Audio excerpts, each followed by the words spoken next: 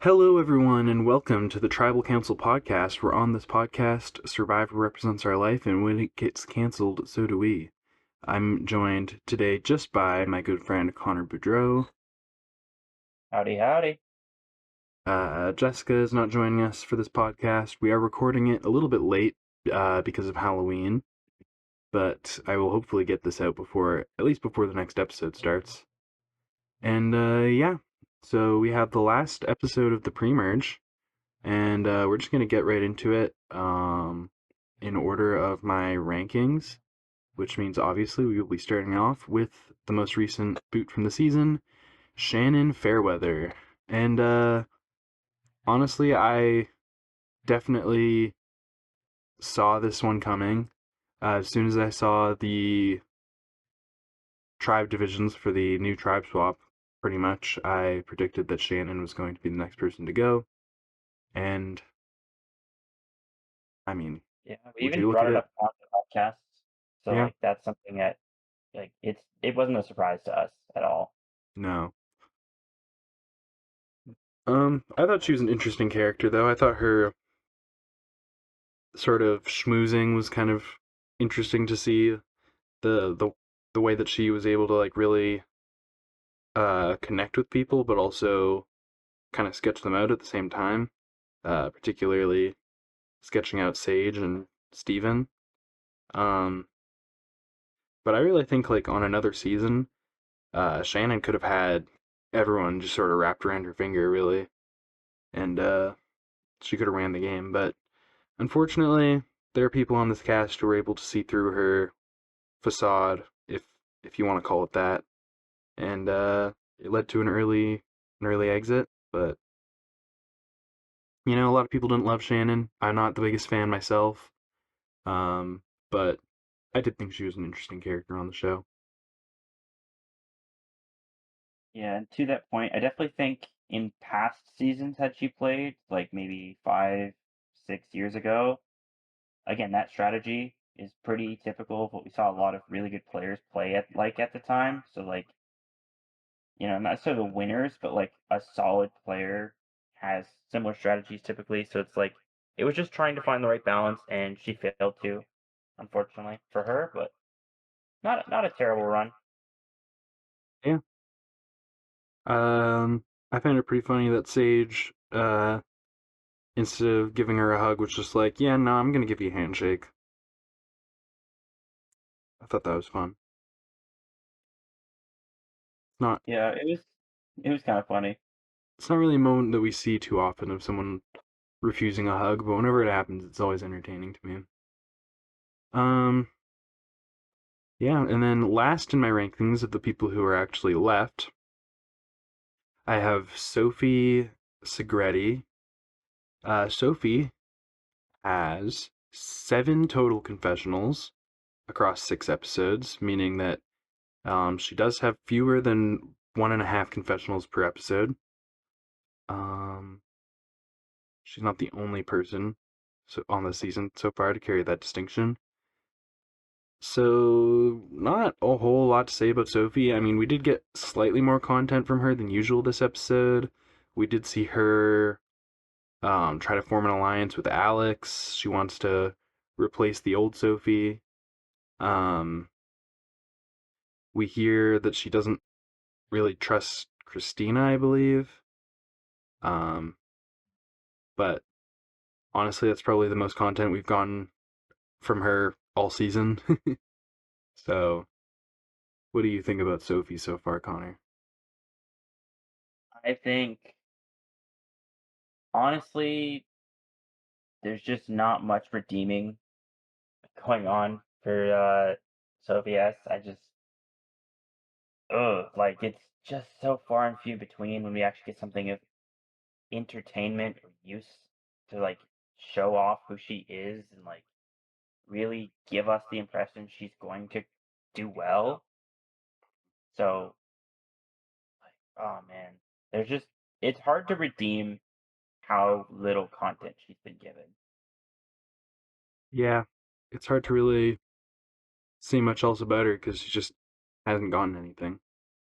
But So I'll move on to another player who has let fewer than 1.5 confessionals per episode so far, to Christina Mills, who at least has one more total confessional than Sophie at 8 over the course of 6 episodes. This episode, again, we really just got that Christina and Sophie don't necessarily trust each other. Um, I do find it kind of unfortunate that there are already cracks in Hina while they are losing the majority to Uli. I don't think that necessarily bodes well for anyone on that tribe, but overall, really not much to say about Christina from this episode. I do think it's pretty terrible for her edit, the fact that she talked about like wanting to work with Shannon despite the fact that nobody else did really. And then Shannon goes home after a swap where her and Christina are separated and it doesn't really go anywhere. Um, Especially when that's really the only content we've gotten from Christina since like episode 1. That's not great. I could definitely see Christina being the merge boot. Same with Sophie. I feel like one of those two would make a lot of sense. So that's why I kind of have them at the bottom here. And also, they've just gotten by far the least amount of content. But what do you think about Christina? Yeah, I don't know. She just seems to not have a good ability to read people that are actually trying to help her necessarily, that also have good footing in the game. Because most of her best talking points or like allies have all come regarding or surrounding someone that just doesn't seem to have a good spot. Again, as you mentioned, there was, that episode she got three and two confessionals. Well, of those three and two confessionals, we got to hear her life story and how much she really seemed to like Shannon. Aw shucks, Shannon just got booted, and there was nothing Christina could do about it because she wasn't even on the same beach as her. So like, that just doesn't really bode well in my mind. At least we've gotten to see more about her life and her story than Sophia's. So like, that's cool, but like, that's it. Yep, that's it. Moving on to MC. She got one confessional this episode. She has a total of 16 for an average of 2.67 per episode. Um, Just know and I'm doing this thing right now. yeah, yeah, I figured. What do you think of MC though? I know you like MC. Yeah, MC is one of my favorites, and I was like, oh my god, seven confessionals, please tell me it's not just the journey rub, and then no journey this episode, and all of a sudden back to like nothing. So it's unfortunate. She did very much get the journey rub of like, okay, there's a journey, so I'm gonna get a ton of confessionals, tons of screen time, and all of a sudden back to just nothing, which was so tragic. So I was a little disappointed to find out that, but yeah, just not much we can really add in the case of MC for this episode, really. I guess, it looked pretty bleak, but didn't have to go to tribal in the swap tribe, so that's a good thing. Yeah, I will say like it is pretty weird that she'd only get the one confessional this episode, given she's put on to a swap situation where she's so clearly on the bottom, but at the same time has this idol that she could do something crazy with. Like, even knowing that she doesn't go to tribal, if she were the winner, I feel like we would want to hear more of her perspective on that situation and what she might do if she were to have to go to tribal. Um, because she was probably put in like the most interesting situation out of anyone on the cast, given the swap tribe divisions, and we get one confessional from her. Like, that's just kind of tragic to me. Yeah, especially because the only confessional, again, was her saying, well, I do have this advantage if we lose, but until we lose, I don't have a vote. And then doesn't get to explore the idea of her talking about like how she would vote or what she might do if they did go to tribal. Just that she has the ability to potentially save herself, but she currently has no vote. Yeah, it's just kind of like a bog standard, like, expected confessional from her, and then nothing really, like, to elaborate on. So that kind of sucks, in my opinion. But then we move on to Jawan. Jawan has a total of 21 confessionals for an average of 3.5 per episode. And Jawan, I feel like Jawan is getting this edit where he's sort of like, everybody's talking about how he's on the bottom of the Uli Alliance, and yet every confessional from Jawan is like, oh yeah, I could make a move against this alliance, right? Like, it sounds like an enticing idea, but there's no way I would ever do it. Like, we're in such a good position. Like, if they think I'm actually going to turn on the Ulis, they're stupid. Well, simultaneously, the rest of the edit is kind of hitting us over the head with the fact that if Jawan wants to be put in a good position, he needs to turn on the Ulis. So it's that sort of like juxtaposition between the edit telling us that Jawan needs to turn on them and Jawan constantly telling us that he never will, basically, that puts him so low on the list for me.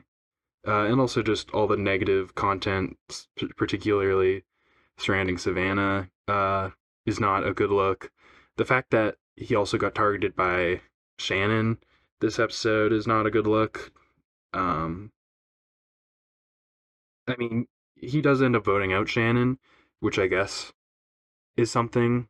But the fact that he's just never going to turn on like Rizzo, Nate, and Savannah, it seems, is, in my opinion, pretty terrible for his edit overall and just his game in general.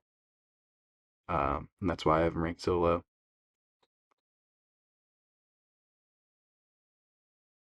I mean, there's not much that I really need to add to that. He's been fooled, he's been tricked, and he for some reason believes, oh, yep, this alliance, it's my alliance, it's something that I'm a key piece of, and I'm just gonna keep rolling with it when it's very clearly not his alliance, and the alliance is kind of anti him, and like it's just not lining up in the favor of what would need to happen for it to benefit him in any way. So like you would love to see him make that move, but he's so clearly adamant that it's just not going to come from him, which means that it eventually will be a move against him, and he will think that, no, maybe what if I did this, whereas the entire time it should have been, oh man, I didn't do this.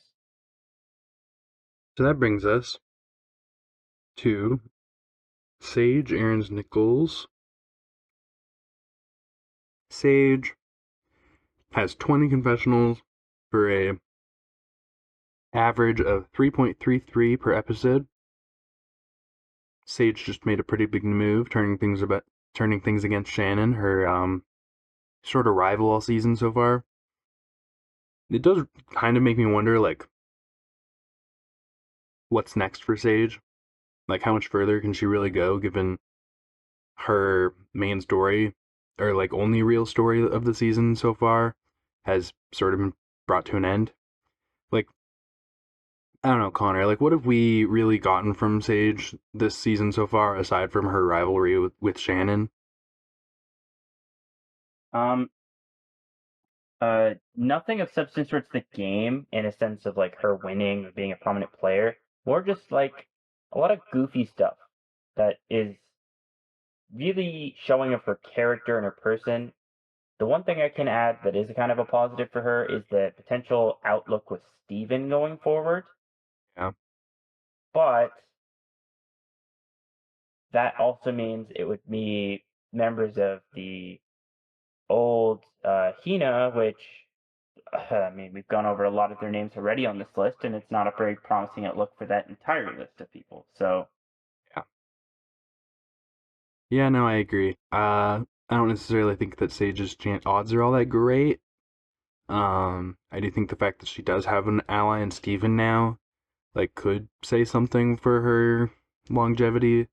But if she does go far at this point, I think it's going to be more so as a number for Steven, or like someone who kind of follows his story, because Steven's gotten a lot of content but hasn't necessarily had like a big story for the season yet. So I feel like we're kind of going to see that come up in the merge, and then Steven's probably going to make it far. And and have some sort of post-merge story that maybe involves Sage, but I don't think Sage is really going to get much of her own in that regard. Which is why I don't really think she has a great chance of winning. But I do think it's good that she made this big move against Shannon and, managed to come out on top on this rivalry. I just wish there was more to her overall content so far, and I wish that she was in a better position in the game, because quite frankly, Hina is not a great tribe to be sort of following along with.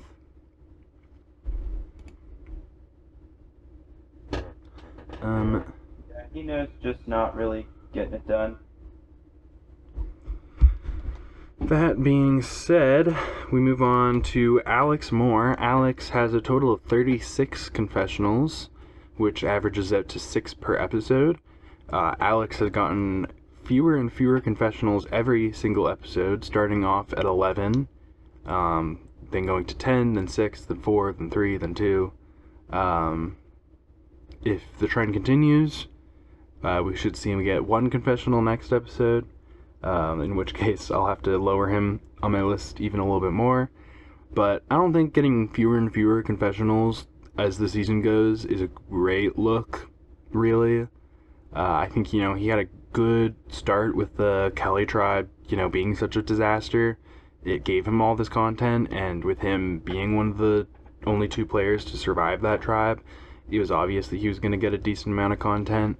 But since then, I don't know, we know that maybe he's working with Sophie S, although even then we get that mostly from Sophie's perspective, and we don't get anything from Sophie's perspective, so I don't know that that's necessarily a great look.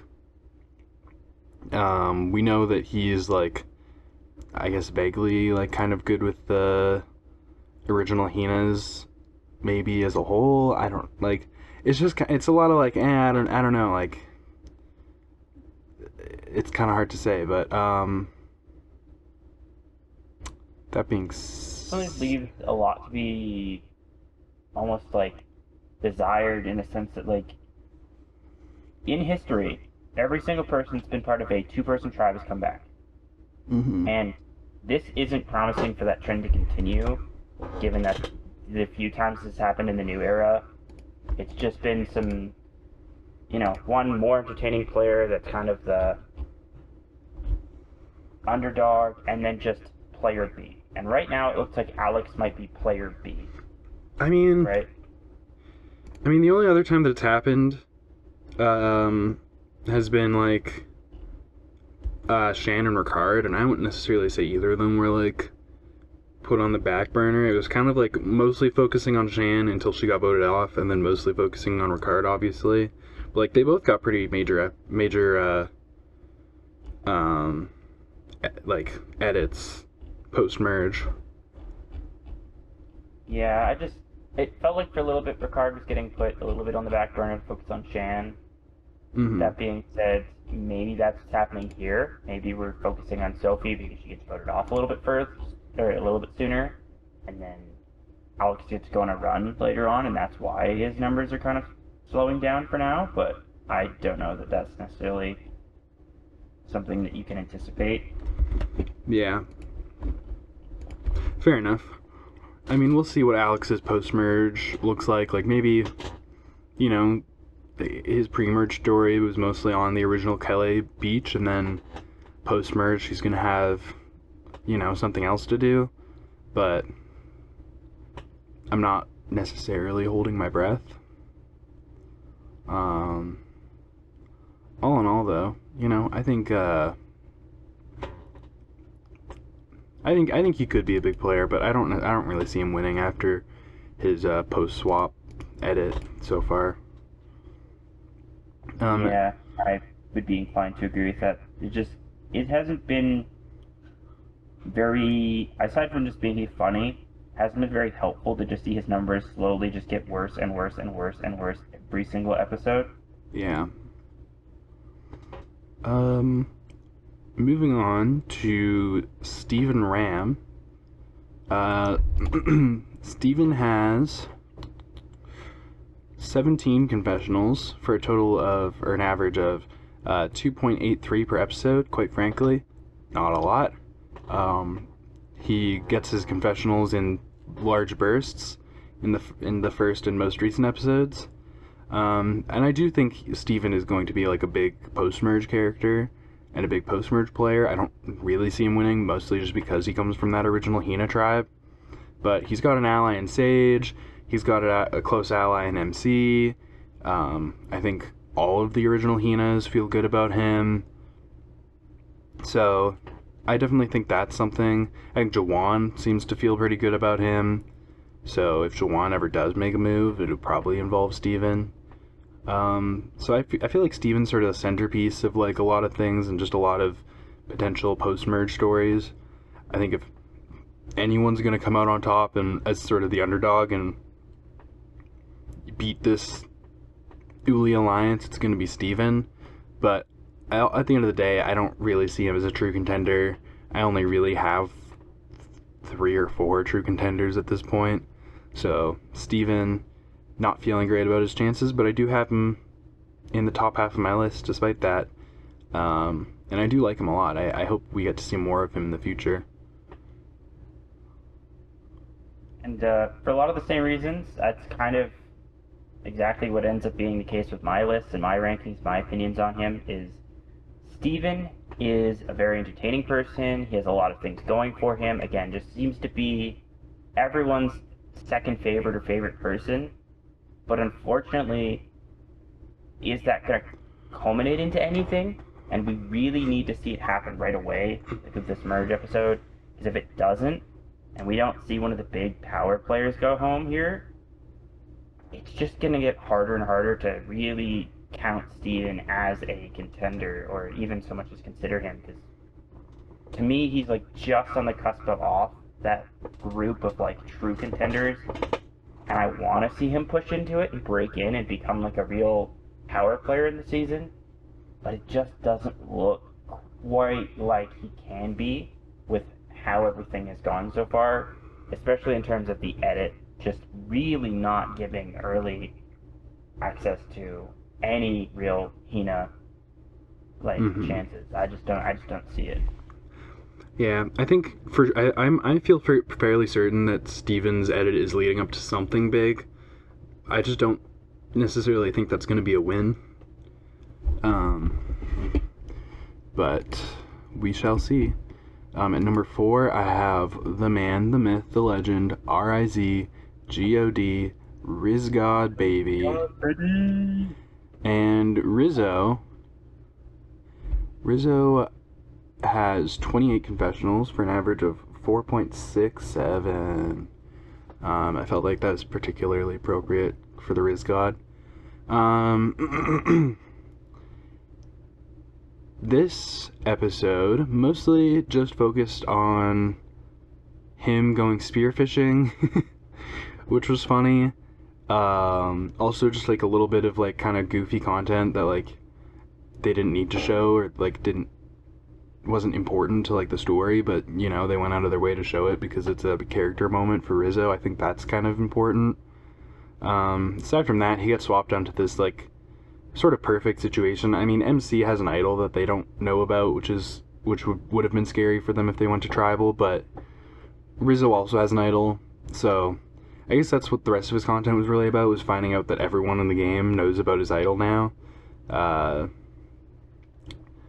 That's the one thing about his game that doesn't necessarily bode well. Everybody knowing that you have an idol isn't usually a great thing, but, you know, I mean, it hasn't always worked out terribly for the person in question. So, I don't know, what do you think about Rizgod? What's your outlook on his chances of winning? Honestly, they're pretty good. The biggest thing that I think is kind of almost a plus and a minus for him is it looks too convenient to just watch all of this content and go, that guy's clearly gonna win. Like, it almost screams to me that this guy just unfortunately can't win, which is a shame because, I mean, he's the Rizgod, right? Who doesn't want the Rizgod to win? So, like, he's definitely a very key character and very fun, and I am definitely understanding why he, you know, given he's potentially someone that they'd want to bring back in future, is someone that's talked about a lot online.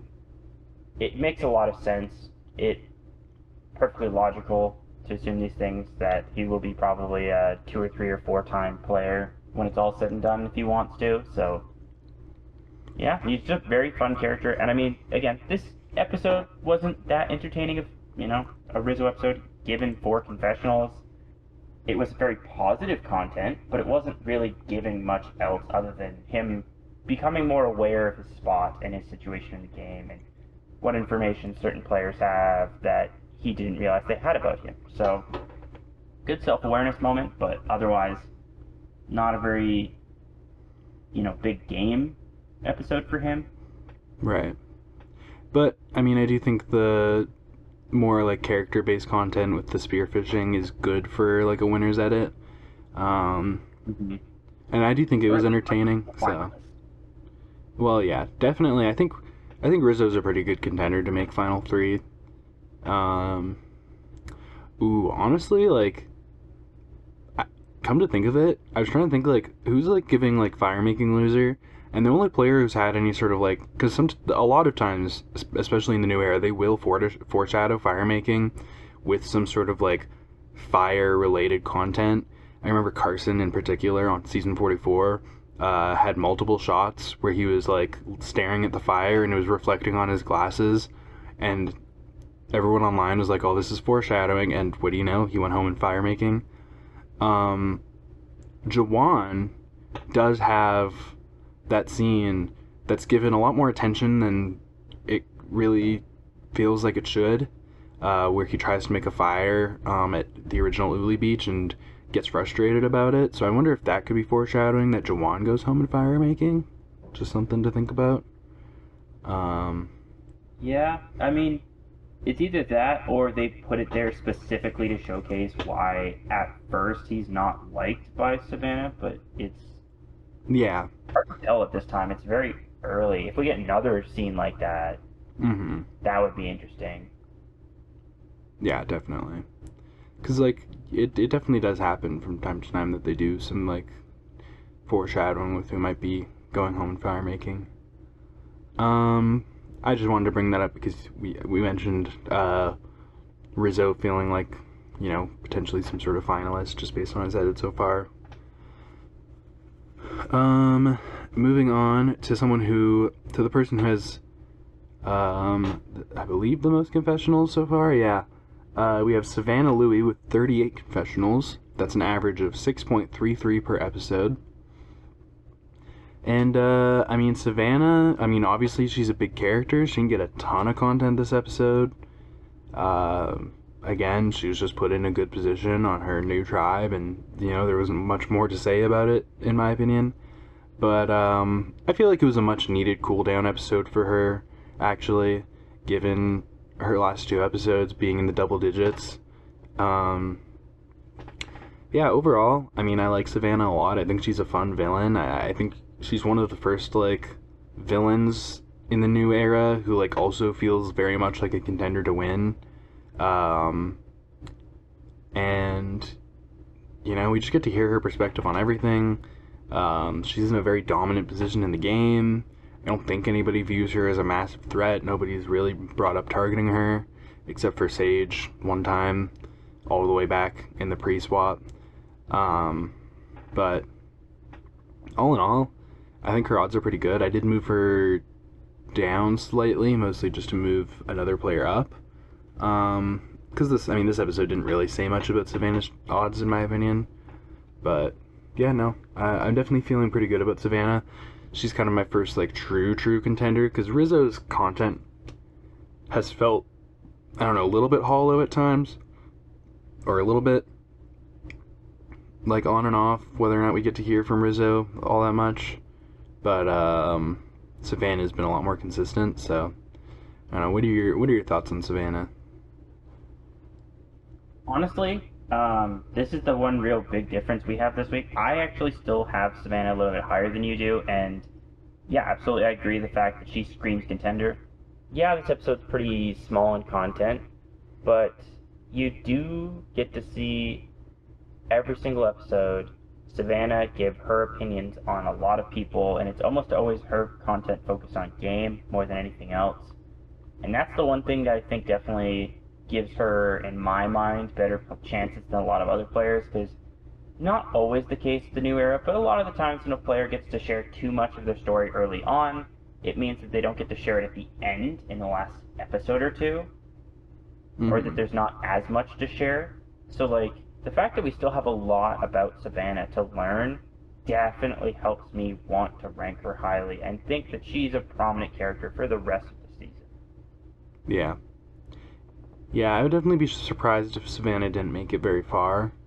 I could kind of see her being like the dragon of the season, where like she's ultimately the person taken out by the eventual winner, because she's like she becomes this like massive threat. A lot of people who get like tons of content this early, that's kind of what they end up being. I mean, I think of like Genevieve, who like super early on the season got like nothing, but then, you know, a little bit later on got like a ton of content, and then, you know, her and Rachel's rivalry ended up sort of popping up in the late merge, and that was sort of a big part of Rachel's winning story. Or a player like Omer, who got a ton of content in season 42 and was propped up as this potential winner, big threat, but ultimately got taken out by Marianne's extra vote, and then what do you know, Marianne ends up winning. Jesse in 43 lost to Gabler in Firemaking. You know, there are a lot of players who are sort of set up as this like almost like a trophy. Yeah, like a final boss, or like a trophy, like when you go hunting and like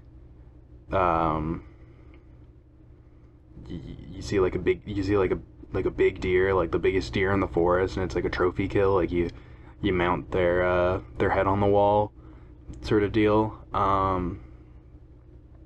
That's sort of where I see Savannah going if she doesn't end up winning, but I do have her ranked third for a reason, because I could just see her outright winning at the same time. But yeah, I guess that's kind of why I don't have her at my number one spot, but she could surprise me. That being said, I think we can move on to Nate Moore, who has 19 confessionals for an average of 3.17. Not necessarily a ton of content, but I feel like all of the content that Nate has gotten so far has been really solid.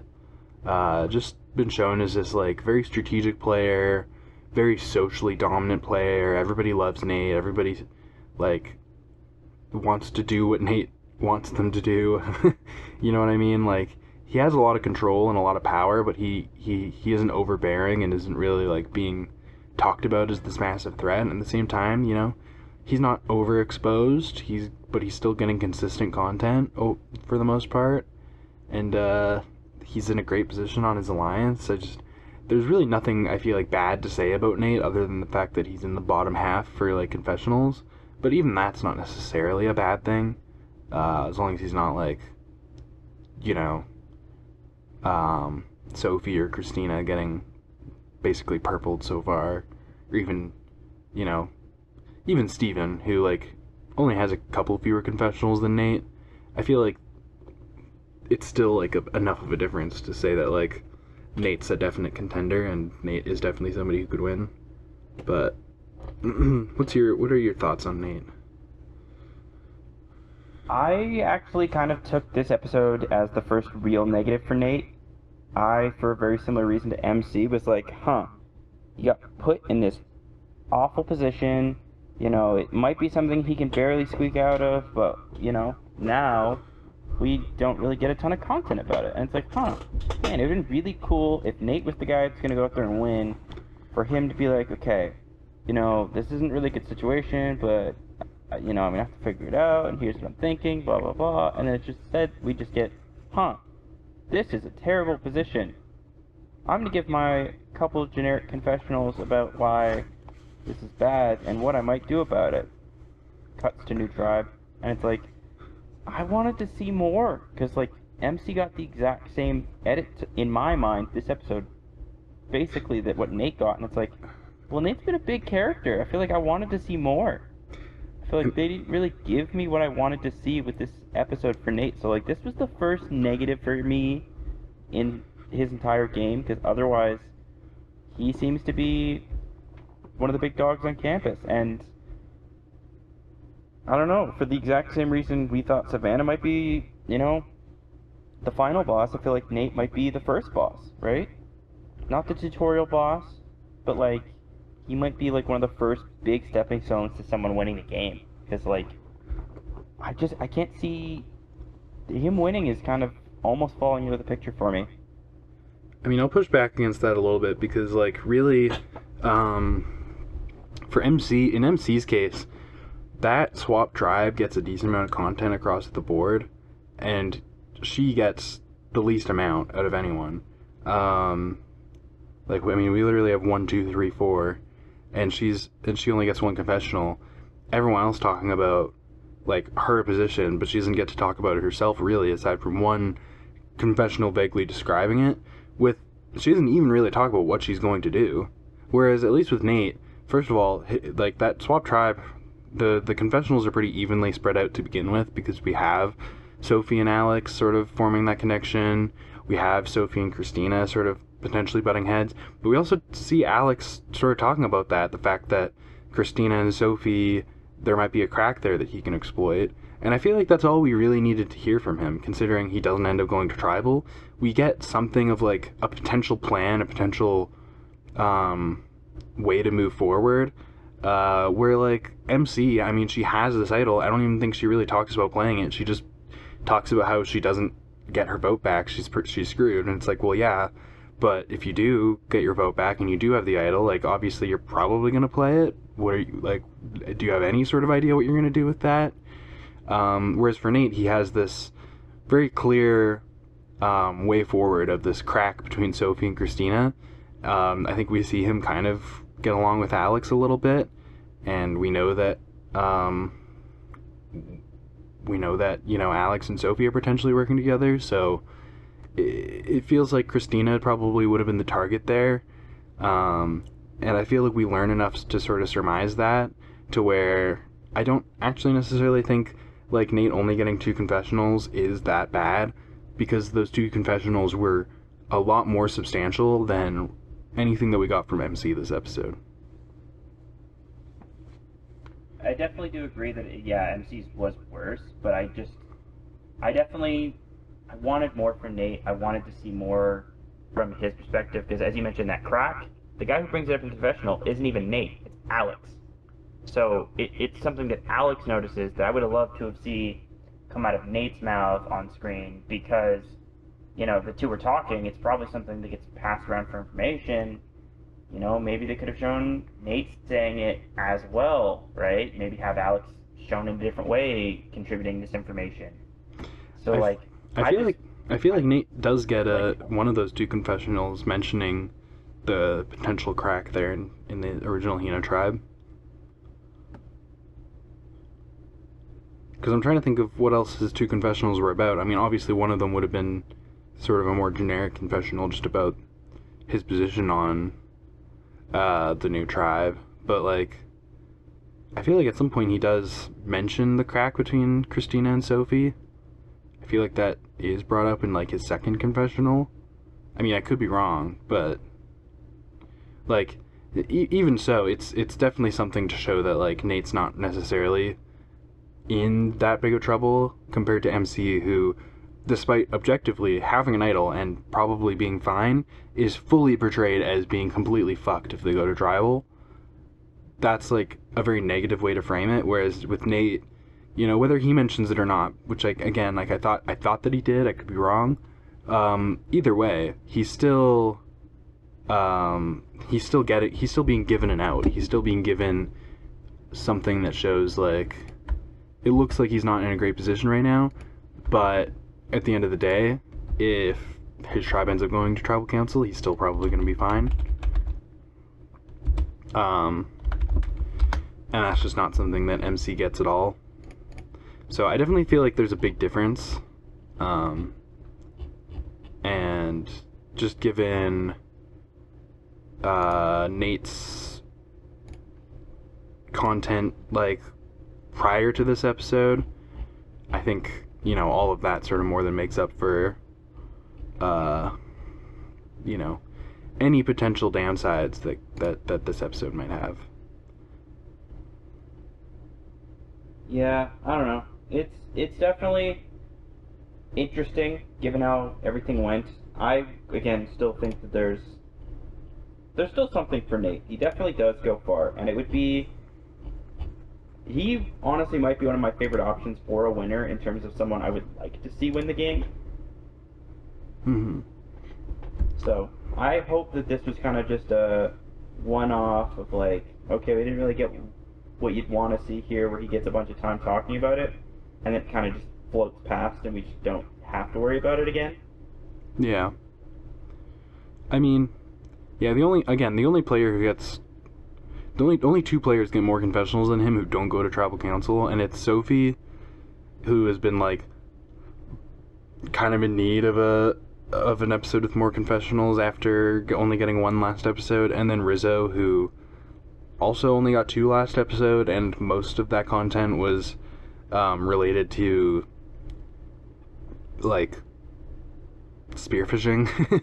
So like it wasn't like really like, as far as game related content goes, out of everyone who didn't go to tribal council, Nate doesn't really get any less than anyone else.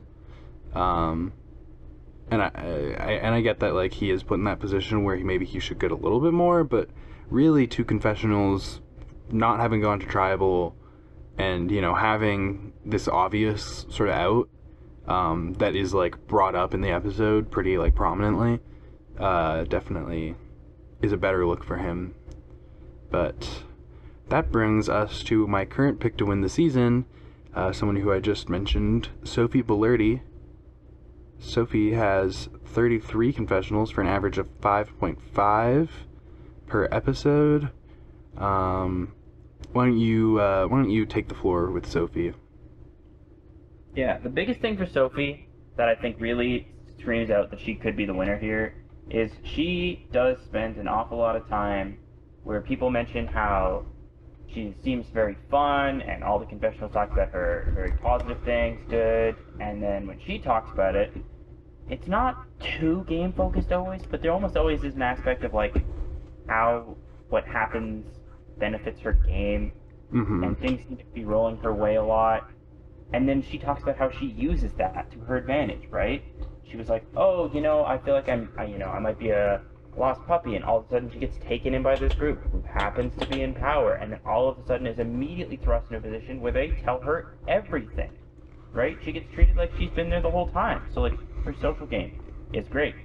Strategy, it's all there, right? She made it through a tribe of 6 down to 2, and still has the option to go back to that connection later on. So like, it's just a very polished game so far, and looks very good. And then, as you mentioned, yeah, she had an episode of 1 confessional, bounces right back up to 3. Third most of the season, so not too much content. We're not completely oversaturated, right? It's not just watered down stuff. Yeah. It's very focused for the most part, and we do have a bit of her personality to know that she's, you know, this very fun character. So I see a lot of good. If I'm gonna pick a negative, it's that she, you know, isn't off of the alliance. Maybe they, you know, use her expendedly, or maybe she doesn't make the right flip at the right time. I mean, but counterpoint to that argument is because she's not necessarily at the top of the alliance, maybe she gets to make the move to flip, and that's why she wins. So yeah, not to mention like she's not at the bottom of the alliance either. I mean, you have Jawan pretty obviously at the bottom, and like even, I don't know, even someone like Rizzo. I mean, obviously Rizzo and Savannah have a connection, but Savannah and Sophie also seem to have a pretty major connection that could be very important. Nate hasn't really seen his alliance since the tribe swap, so I mean, we'll see how that bodes for him.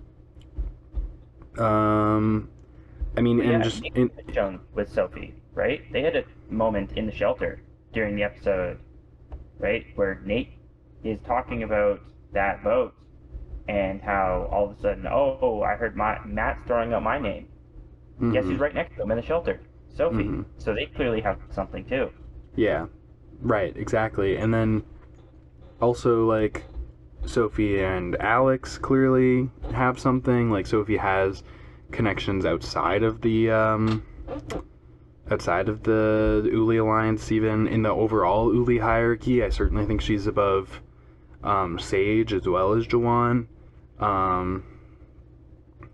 And then, like, if she can work with Alex, like, if they're actually able to work together without immediately being targeted for it, Alex has connections to the original Hina tribe, which no one else in that Uli alliance has. So I mean, really, I think Sophie is looking pretty good positionally. I think if she really leans into her connection with Savannah, and also into her like ability to sort of connect with the people on the other side without making herself too big of a target for it, I think she has a very high likelihood to go very far. Yeah, I very much agree that the outlook for Sophie is so much positive and very far and few between negatives. So, like, just so many options for her, so many different paths she can take, so many different ways she can approach making strategic moves once this merge happens, and just more than likely being able to avoid being targeted for a long time. Yeah, for sure. That being said, one more thing I want to talk about before we end the episode off, just merge boot predictions, because obviously next episode is the merge. Now, I'm going to submit my prediction right now that I think Sophie is going to be the merge boot. I don't know necessarily that that's a perfect prediction. I think there are definitely a few people that it could be. Actually, no. You know what? I'm switching right now, right here, to Christina. I think Christina is going to be the merge boot. She just doesn't have any connections. Sophie is already targeting her, so that's somebody within her own original tribe. And she's gotten so little confessionals, I feel like she's just not an important player. I just think everything's sort of working against her for her to be the merge boot of the season.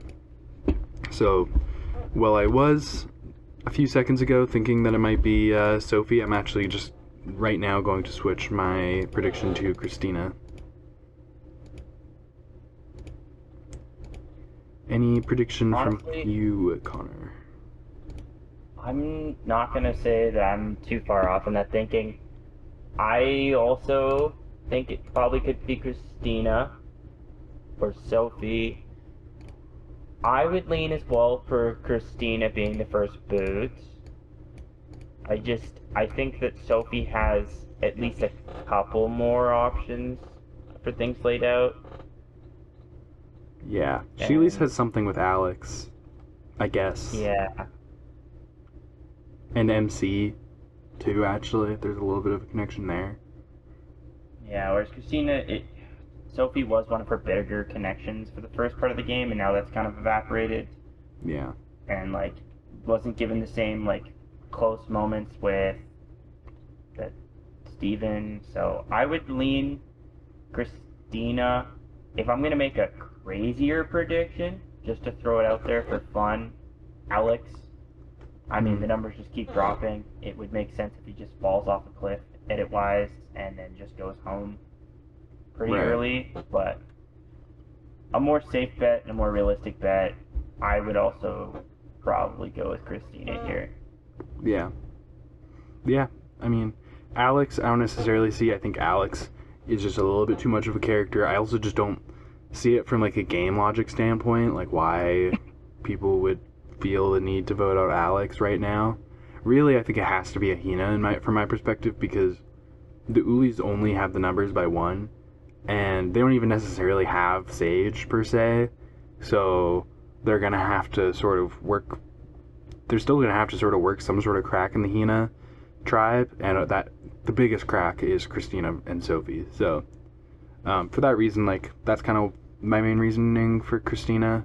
But if it is Alex, hey, I'll eat my words. Yeah, I don't think it will be, but just figured I'd throw it out there because, I mean, we both kind of think the exact same spot here of, like, it's going to be one of the people, and there's not much other logic that you really need to apply, and they just have fewest amount of connections, they don't seem to have an inroads back into a majority of some kind. So like, what can we really expect from them going forward? Probably not a large amount. Yeah. For sure, I agree. Well, with that being said, that's pretty much everything there is to talk about, I think, for the last episode of Survivor. We will see you guys next week, where we will talk about the merge episode, which will be very exciting. I'm also excited to find out what the merge color is. I don't know if we saw that like in the next time on. Probably not. Either. I was surprised no Mergatory for the first time of the new era. I mean, we could potentially get a Mergatory still somehow. With 11, I mean, you know, just all that would really be required to be like 5 people immune, 6 people can be voted for, and then that's a Mergatory. But I feel like you're probably right. I don't think we're gonna get it. I don't know that there's gonna be a traditional Mergatory, which will be new. Oh. Cool. Anyways, that'll be everything for this episode. I hope you guys enjoyed the podcast. I hope you guys enjoyed the episode, and I hope you guys are excited for the next one. With that being said, the pod has spoken. Bye.